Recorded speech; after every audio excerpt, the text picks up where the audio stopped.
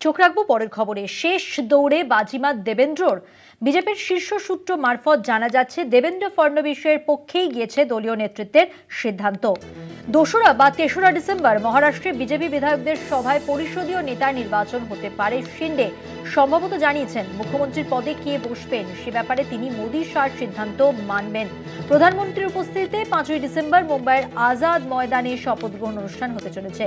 সংবাদ সংস্থা পিটিআই কে উদ্ধৃত করে ইন্ডিয়া টুডে এই খবর করেছে যে বিজেপি নেতা রাও সাহেব নাভে রবিবার বিকেলে বলেন মহারাষ্ট্রের মুখ্যমন্ত্রীর নাম ঠিক হয়ে গেছে। বিজেপির সর্বভারতীয় নেতৃত্বের সম্মতি পেলে এবার মুখ্যমন্ত্রীর নাম ঘোষণা হয়ে যাবে। শিন্ডে পুত্র শ্রীকান্ত অন্যতম উপমুখ্যমন্ত্রী হতে পারেন। অন্যদিকে উপমুখ্যমন্ত্রী হতে পারেন এনসিপি নেতা অজিত পাওয়ার। তবে দফতর বন্টন নিয়ে তীব্র মতবিরোধ কাটছেই না। স্বরাষ্ট্র সহ গুরুত্বপূর্ণ দফতরের দাবিতে অনড় শিন্ডে। 288টি আসনের বিধানসভায় মহাজুতি জোটের ঝোলায় এসেছে 230টি আসন।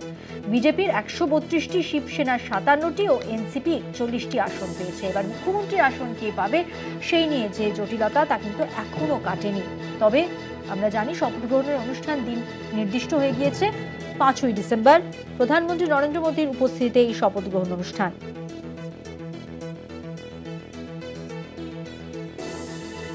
মহারাষ্ট্রের মুখ্যমন্ত্রীর আসনে ফিরছেন কি দেবেন্দ্র ফডনবিস, এমনই দাবি করেছেন এক বর্ষিয়ান বিজেপি নেতা। এবং তিনি যেটা জানিয়েছেন যে 2রা বা 3রা ডিসেম্বর বিজেপির বৈঠকে দেবেন্দ্র ফডনবিসের নাম চূড়ান্ত করা হবে। অন্যদিকে বর্তমানে ভারপ্রাপ্ত মুখ্যমন্ত্রী একনাথ শিন্ডে যেটা বলেছেন আপনাদের জানাই, প্রধানমন্ত্রী এবং স্বরাষ্ট্রমন্ত্রী মুখ্যমন্ত্রীর বিষয়ে যে সিদ্ধান্ত নেবেন সেটাই সম্পূর্ণভাবে মেনে নেওয়া হবে, সেই সিদ্ধান্তকেই সমর্থন জানানো হবে।